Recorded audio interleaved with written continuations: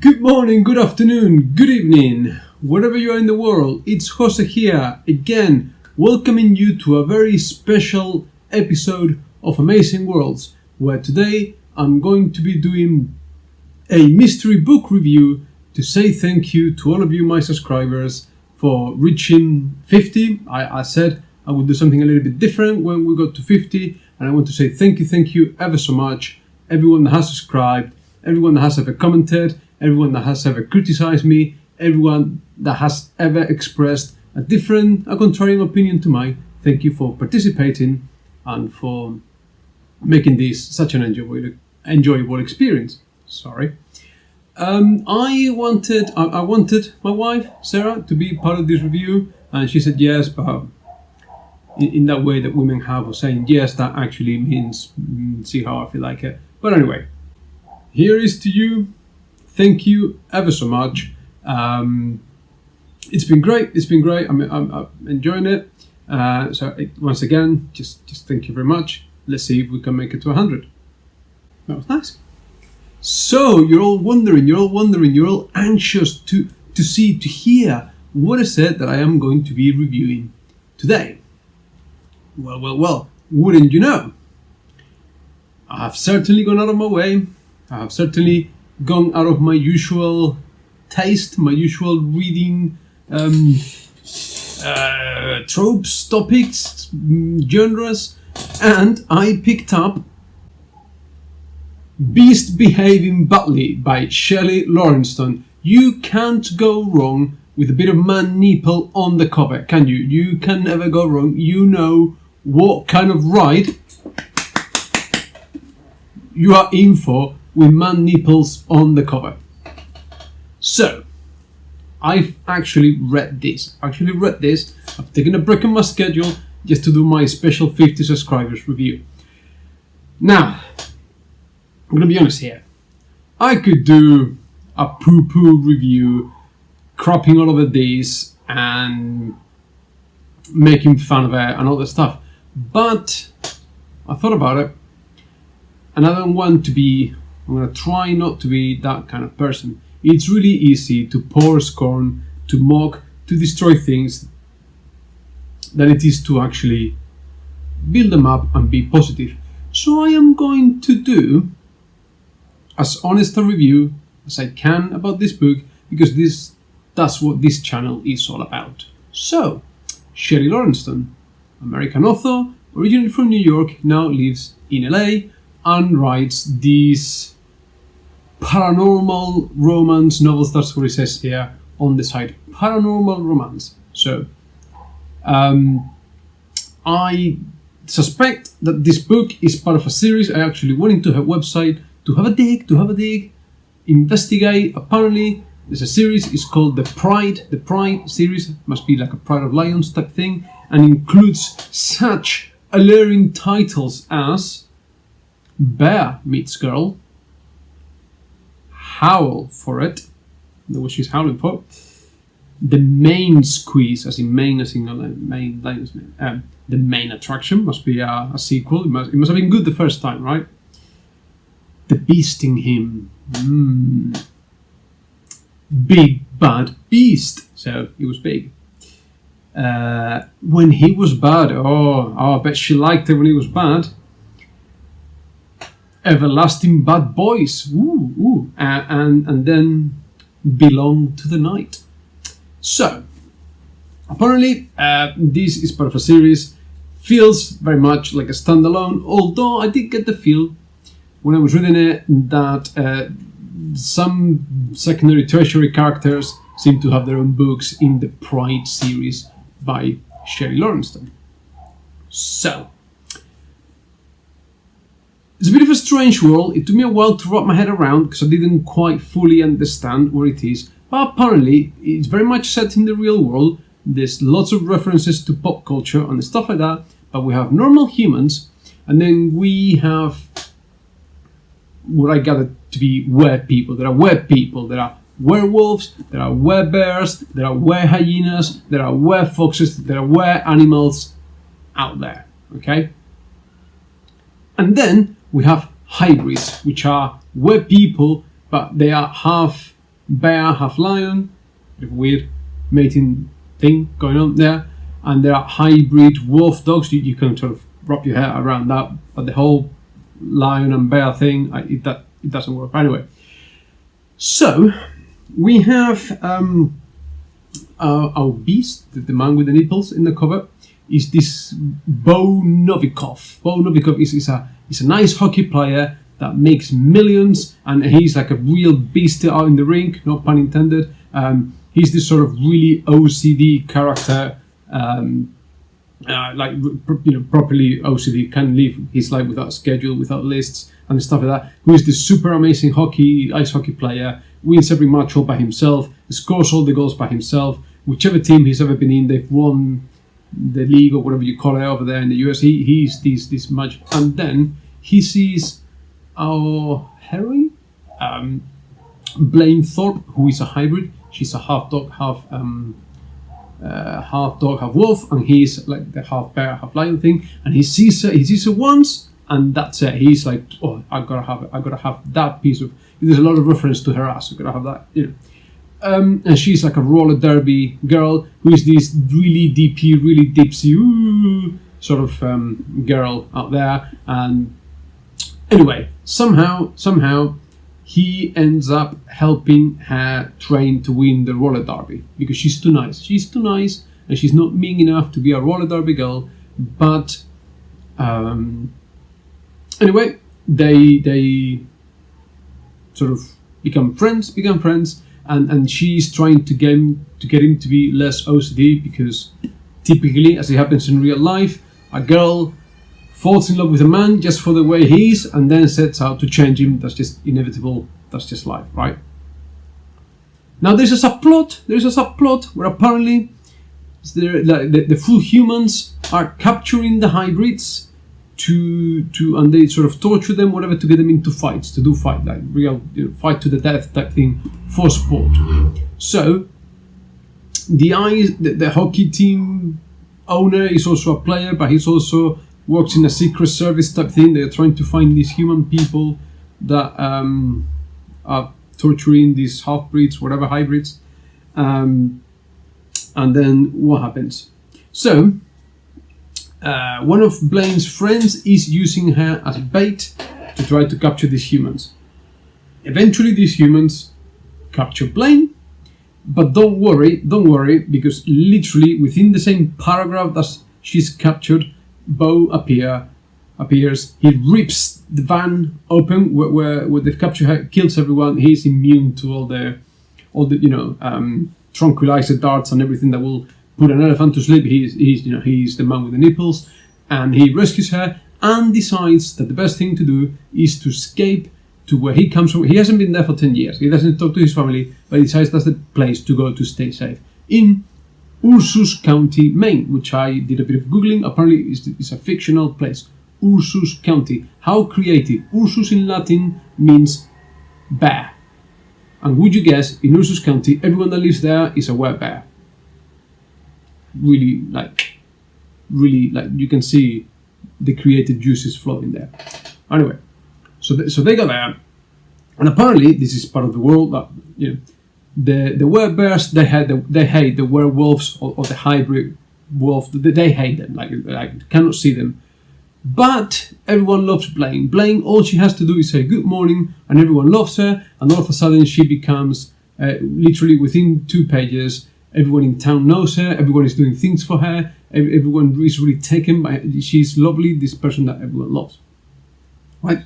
So then, her friends from the roller derby team know where she because she's been microchipped, so they know where she is, so they go to find her, and she goes, I don't want to go back, I don't trust anyone, I will only come if my dad comes to pick me up, which apparently the dad hates her. She doesn't have a very good relationship with her dad, so whatever. So this guy goes, oh yeah, okay, well, we'll go and get your dad.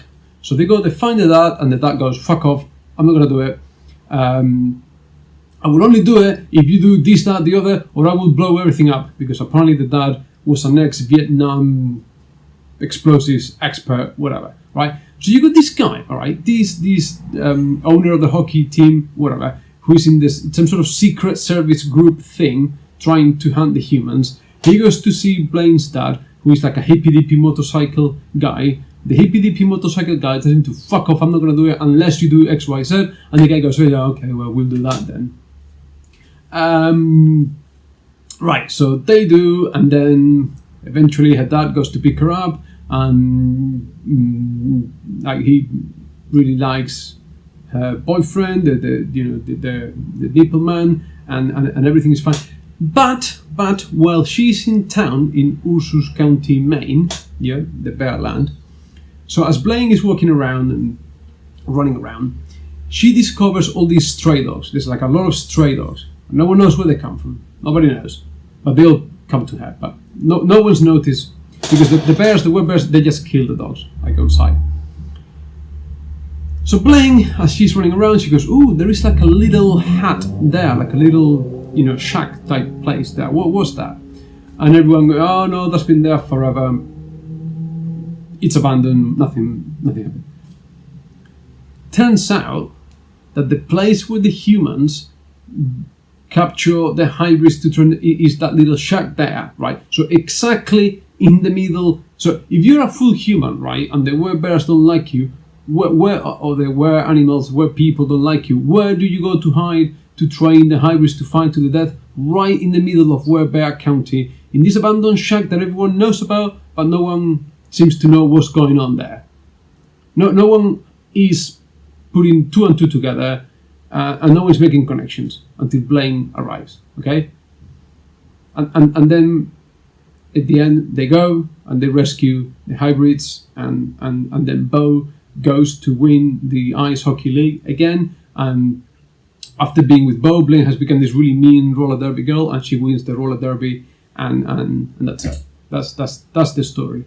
Like the subplot, the drama of the hybrids and the training them to fight to the death and all the stuff. Nah, it's just there.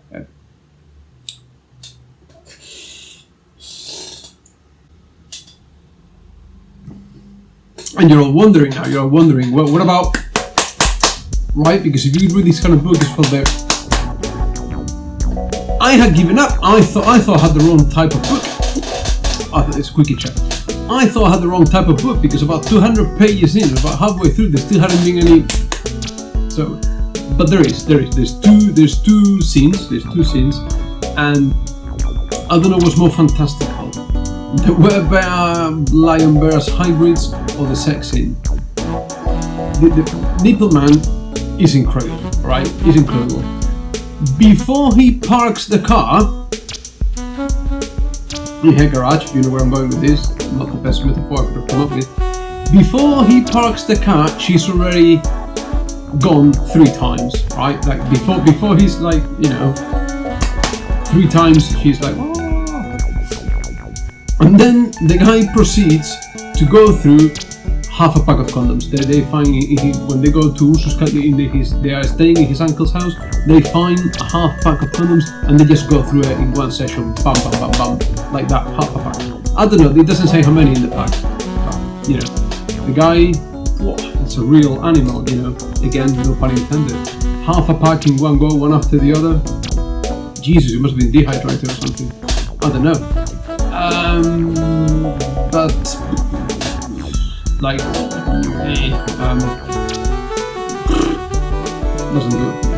Didn't do it for me. I don't. This whole. I don't know. That's why I wanted Sarah to be here, because the idea of like, because while they are nipple man, half lion, half wolf, all of a sudden his lion mane grows and his fangs come out and he bites her and he marks her as his and whatever. Is that a turn on for women? Is that what? It's like a fantasy thing? You're gonna be beaten by a half lion, half bear man going through half a pack in one go. Like, surely she would have been walking like John Wayne after that, no? Right? Anyway. And then there's like another scene closer to the end, but it's just as equally ridiculous, I suppose. And that's the book. The problem with this book is that it's going to be sitting on my shelf now. It's part of the collection. Who am I going to give it to? Who am I going to sell it to? What am I going to do with it? What? Giveaway. I'm willing to ship it to the US. Giveaway. If anybody wants bees behaving badly, send me a comment, send me a message, let me know. Somehow we'll get in touch. I'm willing to ship transatlantically from Spain to the US. So no, I'm not gonna get into the Pride Saga series. It's not for me. But I did, because at the end of the book, there is a 3-page, So Shelley Lawrenston, quite prolific writer by the looks of things, also writes under the pseudonym G.A. Aiken, or Aiken, I don't know, pronunciation. And she writes about... So can't get enough Shelley Lawrenston? Try getting to know her arrogantly sexy dragon shapeshifters. Sexy dragons. Who knew? Who could have thought that dragons were sexy? I mean, who isn't into scaly peckers, right? Who has never wanted to have a scaly, wormy, purple pecker? Come on, right? So I went into her website. I went and there's a 3-page extract here. So it seems to be like a proper fantasy book theme, because they are fighting ogres, and there's a bobcat, and what happens here? Hang on. Oh no. Oh, sorry. That's another. It's another book. It's called Wolf with Benefits. Sorry. Oh yeah. So here we are. This is the bit. This is how to drive a dragon crazy, right? So they're fighting ogres.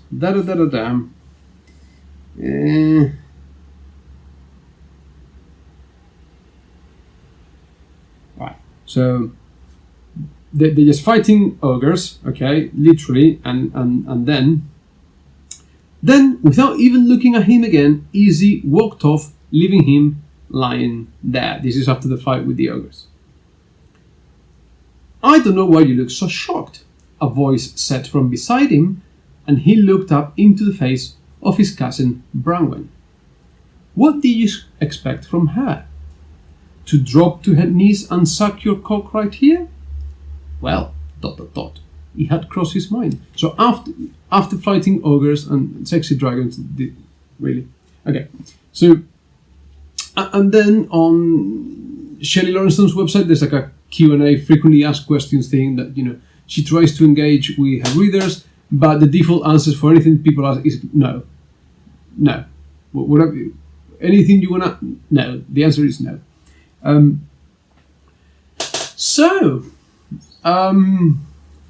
Don't let it be said that I don't branch out. Don't let it be said that I don't try to open my mind to other genres, try something different, try something new. Doesn't mean I have to enjoy it. Other people might. I mean, some of the reviews on Amazon are really positive.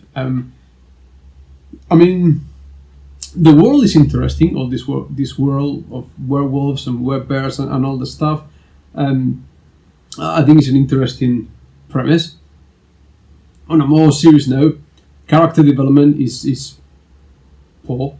Like Blaine, I'm not going to say she's a Mary Sue, but she's got this thing where everybody instantly likes her. Like, she's adored by everyone, and everyone wants to protect her, and she's like, why? What's the point? And then Bo is the perfect man, the man with nipples that does it all, and even the whole notion of making him OCD and having a very rigid schedule and making lists for everything and stuff like that, right? That doesn't really make him a bad person, does it? And he's a millionaire, so multi-millionaire, many millions, places. I don't know. Good Lord. Giveaway, please, I want to give this book away. Let me know. Anyway, once again, thank you ever so much for watching. Please like, subscribe, comment, let me know. spread the message, spread the love. As usual, take loads and loads and loads of care. And I'll see you next time with a proper review. Bye.